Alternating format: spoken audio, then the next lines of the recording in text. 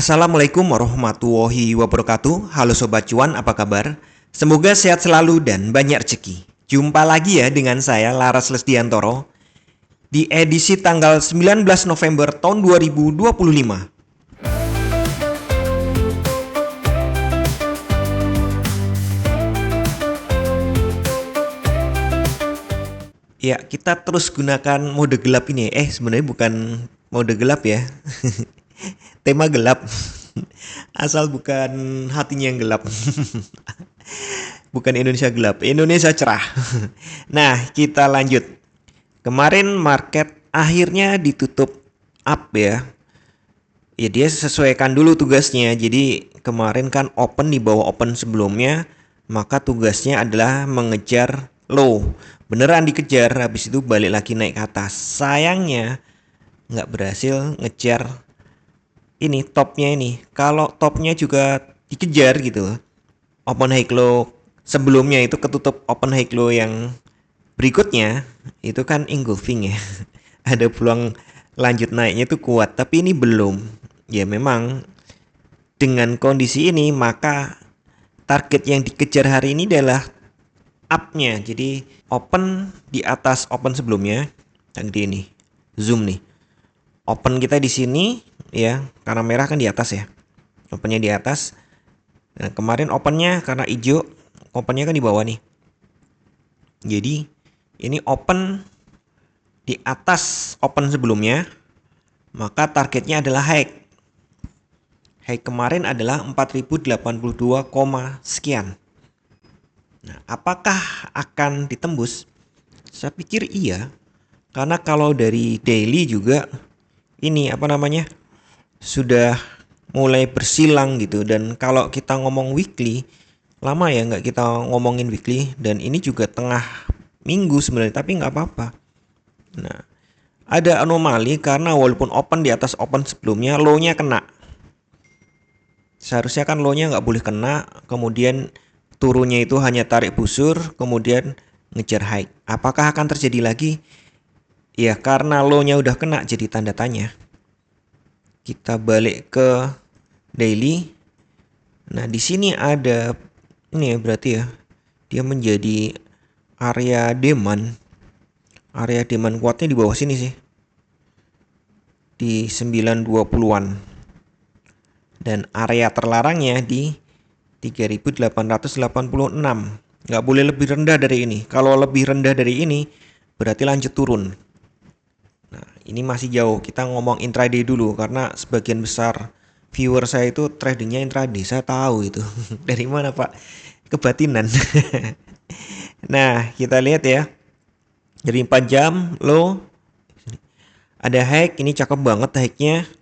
Bentuknya pin bar gini, nyaris doji. Memang tanda-tanda berbalik, didukung dengan stokastik yang overbought.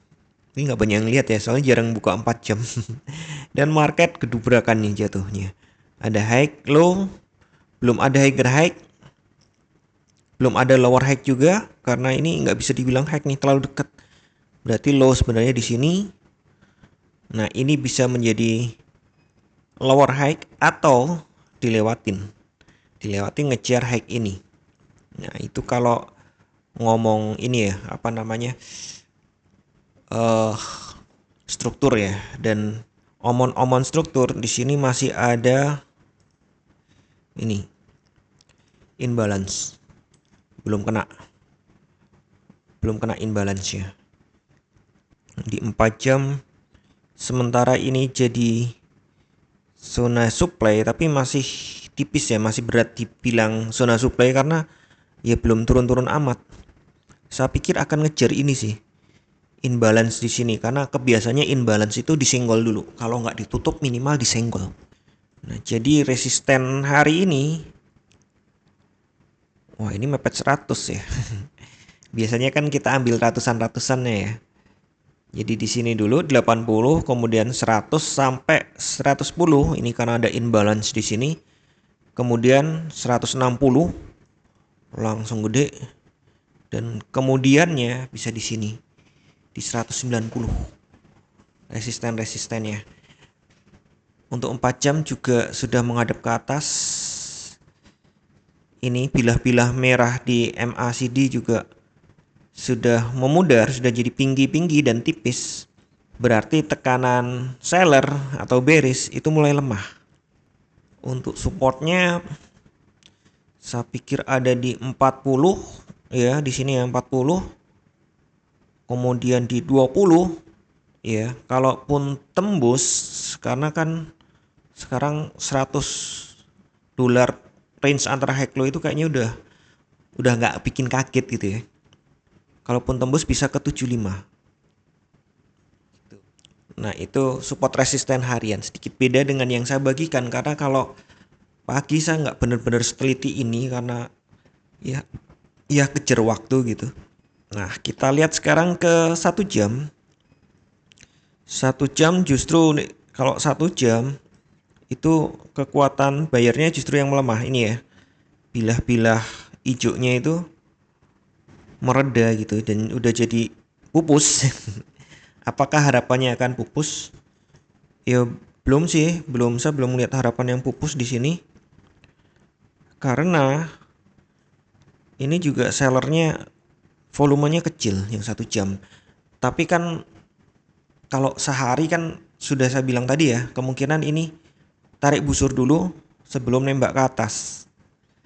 Jadi awal-awal sesi ini mungkin sampai Eropa ya, itu wajar jika ada penurunan dulu, baru Amerikanya kejar high-nya.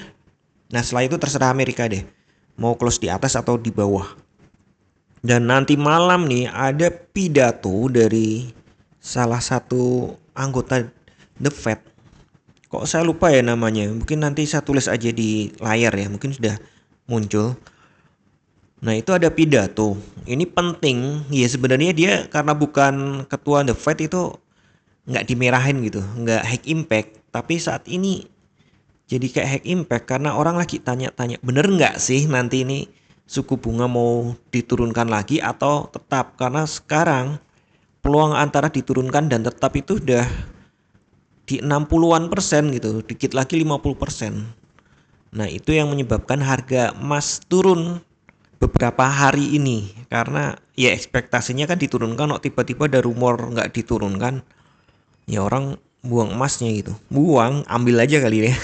Nggak, maksudnya posisi-posisi buy-nya banyak yang dilepas, banyak yang geser ke sell.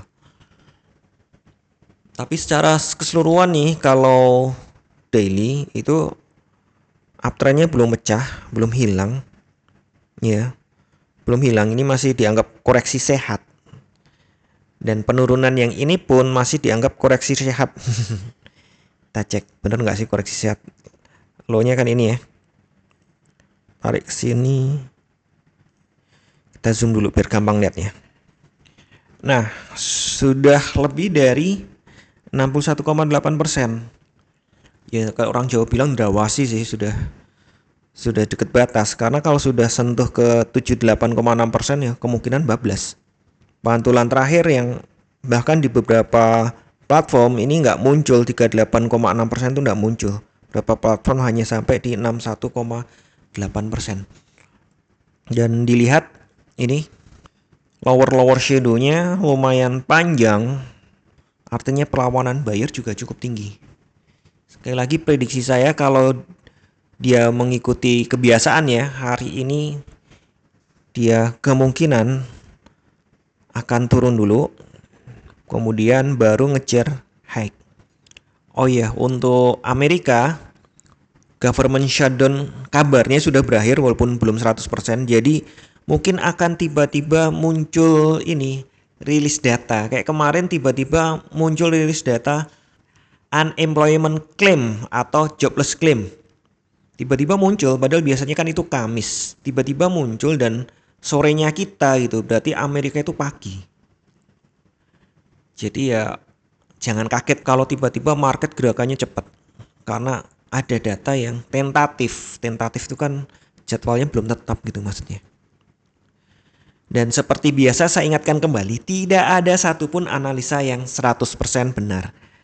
Anda tetap harus bijak dalam bertransaksi, atur volume transaksi Anda agar sesuai dengan kekuatan dana Anda, dan siapkan money management agar jika ternyata harga bergerak tidak sesuai dengan prediksi atau posisi terbuka Anda, maka Anda bisa segera melakukan antisipasi secara cepat dan tepat.